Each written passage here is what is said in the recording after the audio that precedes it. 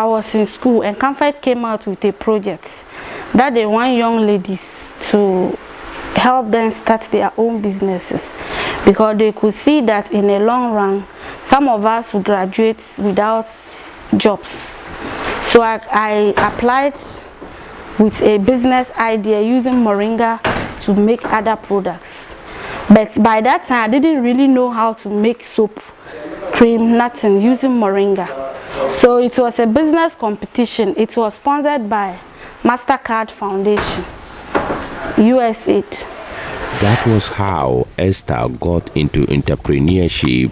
Her grandmother was into moringa processing, where she extracted the seed oil and the leaves for medicinal purposes. I had other ideas like making a 𝗙𝗿𝗏 granite paste and all that, but the moringa like this, it's like our home food. When we were growing up, like our grandmother used to send us around to harvest the moringa leaf for us to cook the seed. She would just bring the oil out of the seed, and when you have a wound, she will give it to you and you use it and apply.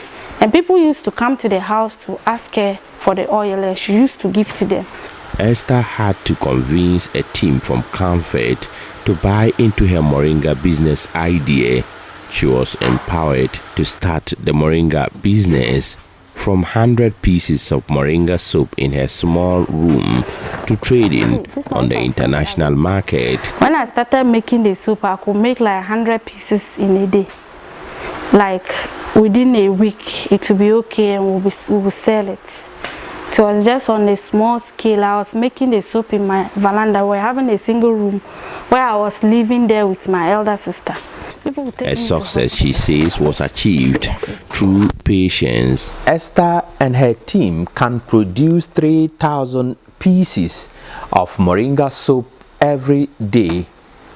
Her aim is to build a factory to be able to produce more of this soap for Africa and beyond. I have some partners in the African countries, and I have US markets, and I have some in Nigeria, Zambia, I have UK, I have some in the Arab country where the black soap went.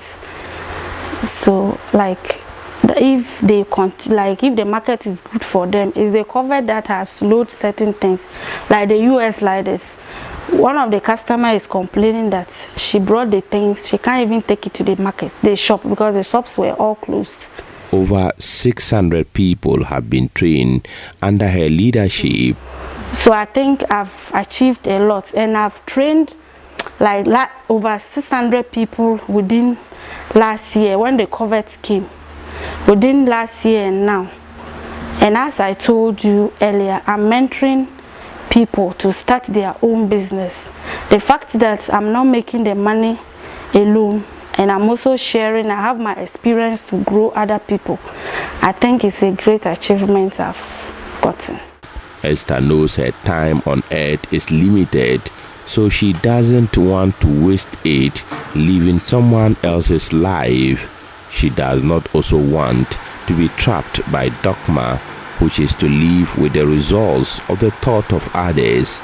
That is why Esther intends to establish a factory to produce in larger quantities in the northern part of the country. Very standard production factory, like all the machines. I just want it to be standard and formal. I'm thinking in future I'll make moringa foods like moringa bread. I'll make drinks out of moringa like juice, because most people take alcohol in the name of moringa that is inside the alcohol, and the alcohol is very harmful to our health. I've done that for some people. They will tell me that I should do moringa bitters, and when you look at it, it's alcoholic, the production. So, and the main issue of them is to consume the moringa. So I'm looking at it in the future. I will come out with a moringa drink that at least it can serve that purpose of these bitters, some people, they will say, go and take this one, is good, there's moringa in there.